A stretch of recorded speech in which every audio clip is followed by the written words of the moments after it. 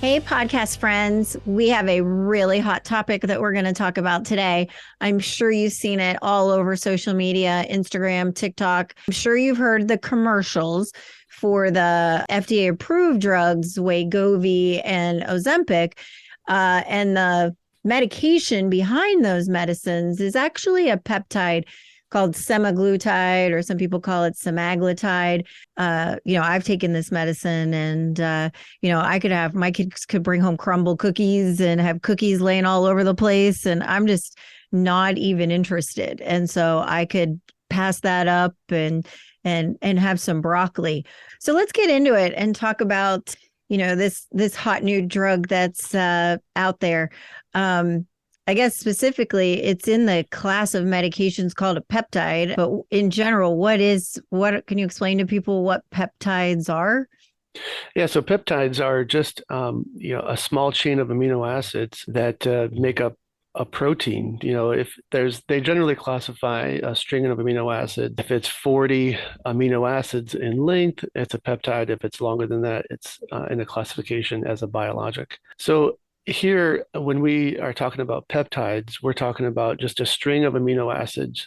And what those do is have, biologic effects at different areas of the body and different receptors. We're talking about semaglutide. Again, that's just another sequence of amino acids that are structured in such a way to have an effect on a receptor in the body called the glucagon-like peptide 1 receptor, or for short, GLP-1. Well, why is that important?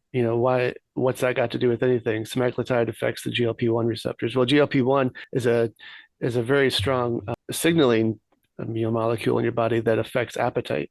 Yeah, so GLP-1 is normally in our body, right? Right. And semaglutide works on the GLP-1 receptor. Right. It's an agonist at there. So what that does is increases your GLP-1, which has a strong reduction in appetite.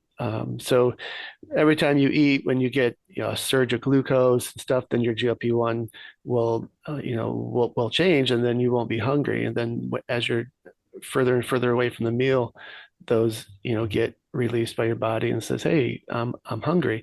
Essentially, when it comes right down to it, in the most basic of terms, the weight loss found in semaglutide is due to a reduction in appetite.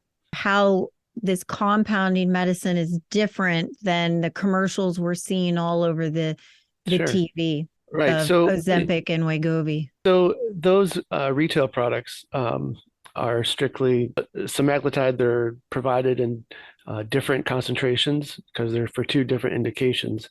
Initially, it was for the treatment of type 2 diabetes and HbA1c. And a lot of those participants in those trials were losing a lot of weight, right? So those drug companies said, "Hey, let's make a drug, market it specifically for obesity." And then Wegovy was born. It's by the same company that makes Ozempic. They're just marketed differently. For a compounding pharmacy to compound semaglutide, there are regulations in place that say you cannot make essentially a copy of a commercial product. That goes for not just semaglutide, but for anything that's compounded here. It has to be different than a commercial product. And that's what we've done, with the semaglutide that is compounded. So there's an additional components of this. There's other amino acids in there as well that effectively change it and make it different than what is commercially available. Yeah.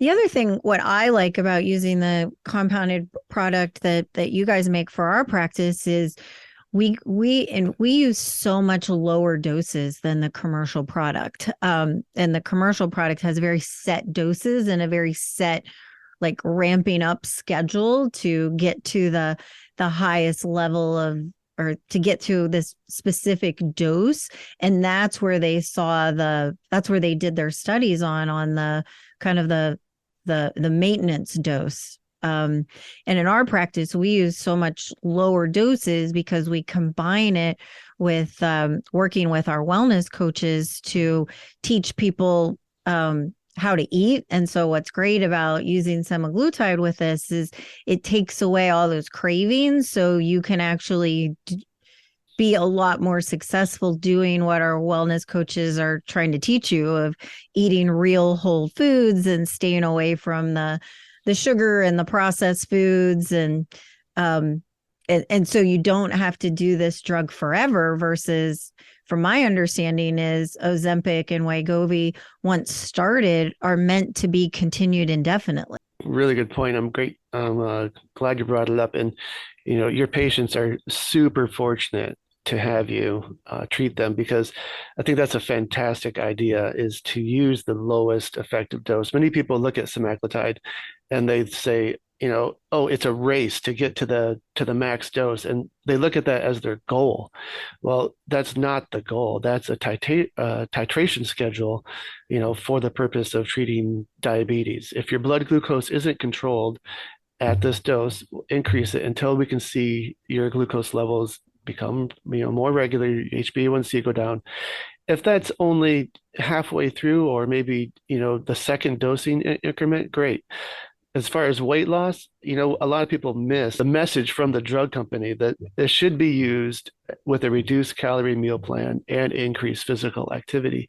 And I think a lot of people just look for the drug as their answer, and they continue on life eating the way they want, living a sedentary life. So you can certainly reach your weight loss goals by watching what you eat and increasing physical activity. If you can't, and you've done it, certainly low dose semaglutide, great addition.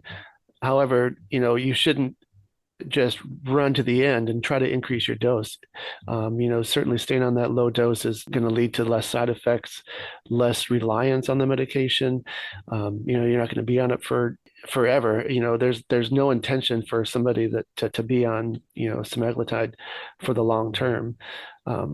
A lot of Not this, in the compounding realm. I do think right, I yeah. think drug companies want you to be on it Oh, for forever. sure. Yep. But it also has a lot of other health benefits. Are you familiar with all of those? Because my understanding is it has a lot of benefits, like even on your cardiovascular system, is making the endothelium healthier, making blood lipids better, has some anti-inflammatory action, and so there's even some brain effects Oh of yeah, for decreasing. sure. There's so much literature, studies out there, and they mention all this stuff in there. It's not promoted and marketed as such. They did have these findings in these studies, but the conclusive, evidence to say this will improve cardiovascular health or this will do that, those are definitive, claims that a drug company would have to make, and they'd have to do further studies. But certainly those effects that you mentioned were seen, in all the clinical trials using semaglutide.